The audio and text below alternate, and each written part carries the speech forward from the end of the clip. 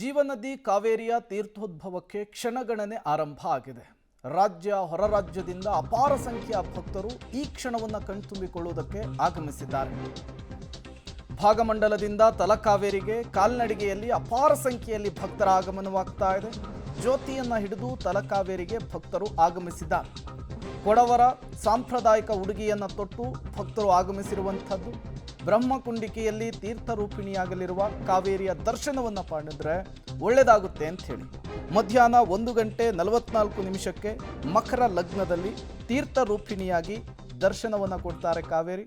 ಸಹಜವಾಗಿಯೇ ಇದನ್ನು ಕಣ್ತುಂಬಿಕೊಳ್ಳುವುದಕ್ಕೆ ಯಾವ ಪ್ರಮಾಣದಲ್ಲಿ ಅಲ್ಲಿ ಭಕ್ತರು ಸೇರಿದ್ದಾರೆ ಅನ್ನೋದನ್ನು ಕೂಡ ನೀವು ಗಮನಿಸ್ತಾ ಇದ್ದೀರಿ. ಹೂವಿನಿಂದ ಅಲಂಕಾರವನ್ನು ಕೂಡ ಮಾಡಲಾಗಿದೆ. ದಕ್ಷಿಣ ಭಾರತದ ಗಂಗೆ ಅಂತಲೇ ಪೂಜಿಸಲ್ಪಡುವ ಕನ್ನಡ ನಾಡಿನ ಜೀವನದಿ ಕಾವೇರಿಯ ತೀರ್ಥೋದ್ಭವಕ್ಕೆ ಈಗ ತಲಕಾವೇರಿ ಕ್ಷೇತ್ರದಲ್ಲಿ ಸಿದ್ಧತೆ ಹೇಗಾಗಿದೆ ಅನ್ನೋದನ್ನು ಒಂದು ಕಡೆ ಗಮನಿಸ್ತಾ ಇದ್ರೆ, ಮತ್ತೊಂದು ಕಡೆ ಬೆಳಗ್ಗೆಯಿಂದಲೂ ಕೂಡ ನಡೀತಾ ಇರುವಂತಹ ಪೂಜಾ ಕೈಂಕರ್ಯವನ್ನು ಕೂಡ ನೀವು ಗಮನಿಸ್ತಾ ಇದ್ದೀರಿ.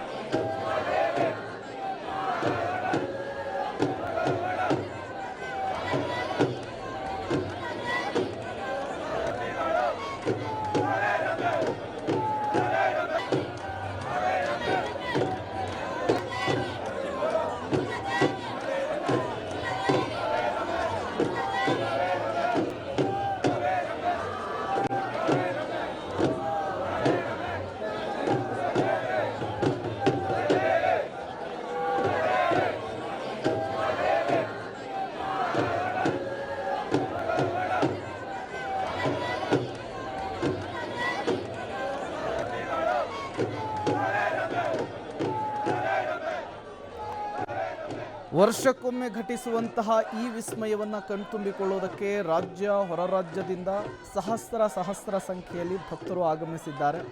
ಇದಕ್ಕಾಗಿ ತಲಕಾವೇರಿ ಹಾಗೂ ತ್ರಿವೇಣಿ ಸಂಗಮ ಭಾಗಮಂಡಲ ಸಕಲ ರೀತಿಯಲ್ಲೂ ಕೂಡ ಸಿದ್ಧವಾಗಿರುವಂಥದ್ದು. ಹೆಚ್ಚು ಜನರು ಈ ಬಾರಿ ಆಗಮಿಸಿರುವಂಥದ್ದು. ತುಂಬ ವಿಶೇಷವಾದಂತಹ ದಿನ ಇವತ್ತು. ಭಾಗಮಂಡಲದ ಶ್ರೀ ಬಂಗಡೇಶ್ವರ ತಲಕಾವೇರಿ ದೇವಾಲಯಗಳಲ್ಲಿ ಪ್ರತಿ ವರ್ಷದಂತೆ ಈ ವರ್ಷವೂ ಕೂಡ ಈ ಸಂಪ್ರದಾಯವನ್ನು ಮುಂದುವರಿಸಿಕೊಂಡು ಹೋಗಲಾಗ್ತಿದೆ. ಕನ್ನಡ ನಾಡಿನ ಜೀವನದಿ ಕಾವೇರಿಯ ತೀರ್ಥೋದ್ಭವಕ್ಕೆ ಈಗಾಗಲೇ ಕ್ಷಣಗಣನೆ ಆರಂಭವಾಗಿದೆ. ಮಡಿಕೇರಿ ತಾಲೂಕಿನ ತಲಕಾವೇರಿ ಕ್ಷೇತ್ರದಲ್ಲಿ ಈ ಒಂದು ತೀರ್ಥೋದ್ಭವ ಕೂಡ ಜರುಗಲಿದೆ. ಈ ನಿಟ್ಟಿನಲ್ಲಿ ಈಗಾಗಲೇ ತಲಕಾವೇರಿಯಲ್ಲಿ ಅಗತ್ಯ ಸಿದ್ಧತೆಗಳನ್ನು ಕೂಡ ಮಾಡಲಾಗಿರ್ತಕ್ಕಂಥದ್ದು ನೀವು ಈ ದೃಶ್ಯದಲ್ಲಿ ನೋಡ್ಬೋದು. 1:44 ಕಾವೇರಿ ಕುಂಡಿಕೆ ಏನಿದೆ, ಆ ಒಂದು ಕಾವೇರಿ ಕುಂಡಿಕೆಯ ಬಳಿ ಆ ತೀರ್ಥ ರೂಪಿಣಿಯಾಗಿ ನಾಡಿನ ಜನರಿಗೆ ಕಾವೇರಿ ಮಾತೆ ದರ್ಶನವನ್ನು ಕೂಡ ನೀಡಲಿದ್ದಾಳೆ. ಈ ಒಂದು ಮಕರ ಲಗ್ನದಲ್ಲಿ ಈ ಬಾರಿ ಮಧ್ಯಾಹ್ನ ಹೊತ್ತು ಈ ಒಂದು ತೀರ್ಥೋದ್ಭವ ಕೂಡ ನಡೀಲಿಕ್ಕಿದೆ. ಹೀಗಾಗಿ ಸಾಕಷ್ಟು ಭಕ್ತರ ಸಂಖ್ಯೆ ಕೂಡ ಗಣನೀಯವಾಗಿ ಕ್ಷಣಕ್ಕೂ ಕೂಡ ಏರಿಕೆ ಆಗ್ತಿದೆ. ನೀವು ಈ ದೃಶ್ಯದಲ್ಲಿ ನೋಡ್ಬೋದು. ಸುತ್ತಮುತ್ತ ಪ್ರದೇಶಗಳಲ್ಲಿ ಈಗಾಗಲೇ ಭಕ್ತರ ಸಂಖ್ಯೆ ಮತ್ತಷ್ಟು ಏರಿಕೆ ಆಗ್ತಾ ಇದೆ. ಈಗಾಗಲೇ ಈ ಒಂದು ವಿಸ್ಮಯವನ್ನು ಕಣ್ತುಂಬಿಕೊಳ್ಳೋಕೆ ಭಕ್ತರು ಕೂಡ ಅತ್ಯಂತ ಉತ್ಸಾಹದಿಂದ ಮತ್ತು ಕಾತುರದಿಂದನೂ ಕೂಡ ಕಾಯ್ತಾ ಇದ್ದಾರೆ. ಈಗಾಗಲೇ ಯಾವುದೇ ರೀತಿಯಾದಂತಹ ನುಗ್ಗಲು ಸಂಭವಿಸದಂತೆ ಪೊಲೀಸ್ ಅವರು ಅದಕ್ಕೆ ಸಂಬಂಧಪಟ್ಟಂತಹ ಬ್ಯಾರಿಕೇಡನ್ನು ಅಳವಡಿಕೆ ಮಾಡಿರ್ತಕ್ಕಂಥದ್ದು. ತೀರ್ಥ ಸಂಗ್ರಹಣ ಕೂಡ ಯಾವುದೇ ಮುಗಿ ಬೀಳಬಾರ್ದು ಜನರು ಕೂಡ ಅನ್ನೋ ಒಂದು ದೃಷ್ಟಿಯಿಂದ ಸಾಕಷ್ಟು ವ್ಯವಸ್ಥೆಗಳನ್ನು ಮುಜರಾಯಿ ಇಲಾಖೆ ಇರ್ಬೋದು, ಜಿಲ್ಲಾಡಳಿತ ಇರ್ಬೋದು ಮತ್ತು ಪೊಲೀಸ್ ಇಲಾಖೆ ಮಾಡಿರ್ತಕ್ಕಂಥದ್ದು ಕೂಡ ನಾವು ಇಲ್ಲಿ ದೃಶ್ಯದಲ್ಲಿ ನೋಡ್ಬೋದು.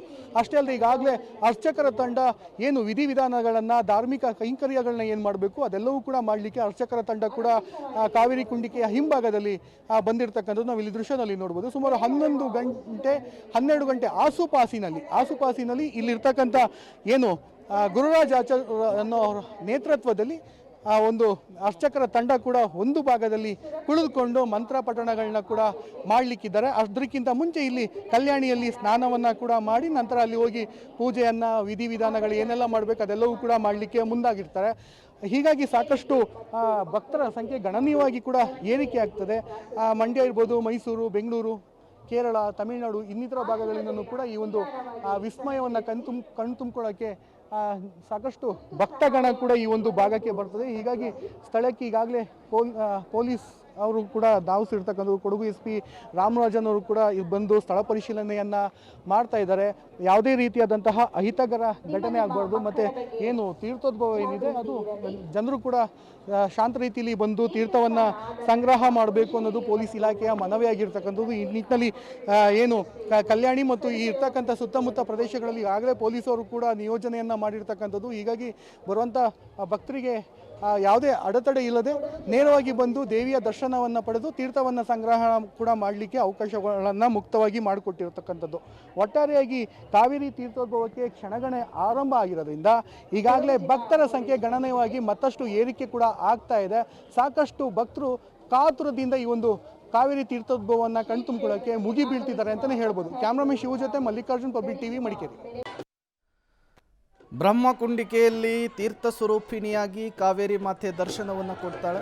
ಅದನ್ನು ನೋಡೋದಕ್ಕೆ ಸಹಸ್ರ ಸಂಖ್ಯೆಯಲ್ಲಿ ಭಕ್ತರು ಕೂಡ ನೆರೆದಿದ್ದಾರೆ. ಕರ್ನಾಟಕ ಹಾಗೂ ತಮಿಳುನಾಡಿನ ಜೀವನದಿ ಕಾವೇರಿಯ ಉಗಮ ಸ್ಥಾನ ತಲಕಾವೇರಿಯ ಕುಂಡಿಕೆಯಲ್ಲಿ ಮೊಗೆದಷ್ಟು ನೀರು ಉತ್ಪತ್ತಿಯಾಗುವಂತಹದ್ದು ವಿಸ್ಮಯಕಾರಿಯಾಗಿರುವಂಥದ್ದು. ಈ ಜೀವಜಲವನ್ನು ಕೊಡಗಿನವರು ಸೇರಿದಂತೆ ಸಹಸ್ರಾರು ಮಂದಿ ಭಕ್ತಿಯಿಂದ ಪೂಜಿಸ್ತಾರೆ. ಕಾವೇರಿ ಜಲವನ್ನು ತೀರ್ಥೋದ್ಭವದ ಸಂದರ್ಭದಲ್ಲಿ ಮಾತ್ರ ಸೇವಿಸದೆ ಇಡೀ ವರ್ಷ ಮನೆಗಳಲ್ಲಿ ಸಂಗ್ರಹಿಸಿಡ್ತಾರೆ. ದೇವರ ಕೋಣೆಯಲ್ಲಿ ಎಲ್ಲ ಕಡೆಗಳಲ್ಲೂ ಕೂಡ ಇಟ್ಟು ಅದಕ್ಕೆ ಪೂಜೆ ಸಲ್ಲಿಸುವಂತಹ ಕೆಲಸ ಕೂಡ ಆಗುತ್ತೆ. ಇದರಿಂದ ರೋಗ ನಿವಾರಣೆ ಆಗುತ್ತೆ ಅನ್ನುವಂತಹ ನಂಬಿಕೆ ಮತ್ತು ಪ್ರತೀತಿ ಕೂಡ ಇರುವಂಥದ್ದು. ಜೊತೆಗೆ ವಿಸ್ಮಯಕಾರಿ ಕುಂಡಿಕೆ ಇದು. ಎಂತಹ ಬರಗಾಲ ಬಂದರೂ ಕೂಡ ಇಲ್ಲಿ ನೀರು ಕಡಿಮೆ ಆಗೋದೇ ಇಲ್ಲ.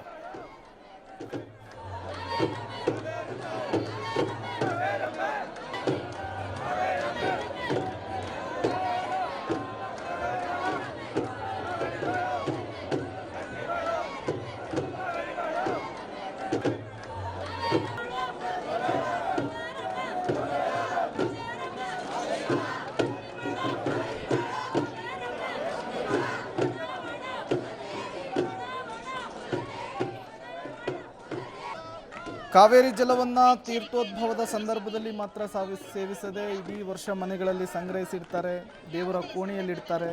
ಇದನ್ನು ಪವಿತ್ರ ಕಾರ್ಯಗಳಿಗೂ ಕೂಡ ಬಳಸುವಂತಹ ಪ್ರತೀತಿ ಕೊಡವ ಸಂಪ್ರದಾಯದಲ್ಲಿದೆ. ಕಾಯಿಲೆ ಅಥವಾ ಇನ್ನಿತರ ಸಮಸ್ಯೆಗಳು ಕಂಡುಬಂದಂತಹ ಸಂದರ್ಭದಲ್ಲಿ ಈ ತೀರ್ಥವನ್ನು ಸೇವಿಸಿದರೆ ಪರಿಹಾರ ಆಗುತ್ತೆ ಅನ್ನುವಂತಹ ನಂಬಿಕೆ ಕೂಡ ಇರುವಂಥದ್ದು. ಅಲ್ಲದೆ ಪ್ರಾಣ ಹೋಗುವಂತಹ ಸಂದರ್ಭದಲ್ಲಿ ಕಾವೇರಿ ತೀರ್ಥವನ್ನು ಕುಡಿಸಿದರೆ ಮೋಕ್ಷ ಪ್ರಾಪ್ತಿ ಆಗುತ್ತೆ ಅನ್ನುವಂತಹ ನಂಬಿಕೆ ಕೂಡ ಇದೆ. ಹಾಗಾಗಿ ಈ ನೀರನ್ನು ಬಾಟಲು ಬೇರೆ ಬೇರೆ ಇದರಲ್ಲೂ ಕೂಡ ಇವತ್ತು ತೆಗೆದುಕೊಂಡು ಹೋಗುವಂತಹ ಕೆಲಸ ಆಗುತ್ತೆ. ಸಹಸ್ರ ಸಂಖ್ಯೆಯಲ್ಲಿ ಈ ದೃಶ್ಯವನ್ನು ಕಣ್ತುಂಬಿಕೊಳ್ಳೋದಕ್ಕೆ ಭಕ್ತರು ಕೂಡ ಆಗಮಿಸಿದ್ದಾರೆ.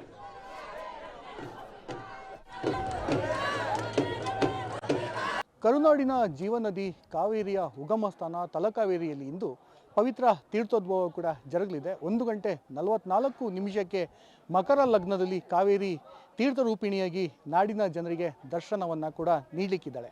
ಈ ನಿಟ್ಟಿನಲ್ಲಿ ಪೂಜಾ ವಿಧಿ ವಿಧಾನ ಯಾವ ರೀತಿ ನಡೆಯುತ್ತೆ ಅನ್ನೋದ್ರ ಬಗ್ಗೆ ಒಂದಷ್ಟು ಸವಿವರವನ್ನು ಇಲ್ಲಿಯ ಅರ್ಚಕರಾಗಿರ್ತಕ್ಕಂಥ ಗುರುರಾಜ್ ಆಚಾರ್ಯ ಅವರು ನನ್ನ ಜೊತೆ ಇದ್ದಾರೆ. ಅವ್ರನ್ನೇ ಕೇಳೋಣ. ಸರ್, ಇವತ್ತು ಪೂಜಾ ವಿಧಿ ವಿಧಾನ ಯಾವ ರೀತಿ ಜರುಗುತ್ತೆ, ಬಹಳ ಪ್ರಾಮುಖ್ಯವಾಗಿ ಯಾವ ಪೂಜೆ ಇಲ್ಲಿ ಮಹತ್ವವನ್ನು ಪಡೆಯುತ್ತೆ ಸರ್? ಇಲ್ಲಿ ಮಾಮೂಲಿನಾಗೆ ಬೆಳಿಗ್ಗೆ ಇವತ್ತು 5-5:30ಗೆ ನಿತ್ಯ ಪೂಜೆಗಳು ಶುರುವಾಗತ್ತೆ. ನಿತ್ಯ ಪೂಜೆ ಶುರುವಾಗಿ ಆಮೇಲೆ ಮಾಮೂಲು ದರ್ಶನಕ್ಕೆ ಸ್ನಾನಕ್ಕೆಲ್ಲ ಬೀಳುತ್ತೆ. 11 ಗಂಟೆವರೆಗೂ 10 ಗಂಟೆವರೆಗೂ ಯಾತ್ರಾರ್ಥಿಗಳಿಗೆ ದರ್ಶನ ಮಾಡ್ಕೊಂಡು ಹೋಗ್ಬೋದು ಇವತ್ತು. ಆ ನಂತರ ದೇವರಿಗೆ ನಾವು ಇನ್ನು ಸ್ನಾನ ಮಾಡಿ ಅರ್ಚಕರೆಲ್ಲ ಸೇರಿ ಸ್ನಾನ ಮಾಡಿ 11:15ಗೆ ನಾವು ಇಲ್ಲಿ ಪೂಜೆಗೆ ಶುರು ಮಾಡ್ತೀವಿ. ಮಹಾಸಂಕಲ್ಪ ಶುರು ಮಾಡಿ ಮುಹೂರ್ತ ಬರೋವರೆಗೂ 1:44 ಪೂಜೆ ನಡೀತಾ ಇರುತ್ತೆ. ಮುಹೂರ್ತ ಆದಮೇಲೆ ಎಲ್ಲರಿಗೂ ತೀರ್ಥ ವಿತರಣೆ ಅದೆಲ್ಲ ಮಾಡಿ ಆ ನಂತರ ಸಾಯಂಕಾಲ 6 ಗಂಟೆವರೆಗೂ ತೀರ್ಥ ಪ್ರಸಾದ ಕೊಡೋದು ಇದ್ದೇ ಇದೆ. ಅದು ಆ ನಂತರ 6 ಗಂಟೆ ನಂತರ ಕ್ಲೋಸ್ ಆಗುತ್ತೆ ಪೂಜೆ ಆಗಿ. ನಿತ್ಯ ಪೂಜೆ 6 ಗಂಟೆಗೆ ನಿತ್ಯ ಪೂಜೆ ಆಗುತ್ತೆ. ಅದನ್ನು ಮುಗಿಸಿ ಇವತ್ತಿಗೆ ಕ್ಲೋಸ್ ಮಾಡ್ತೀವಿ.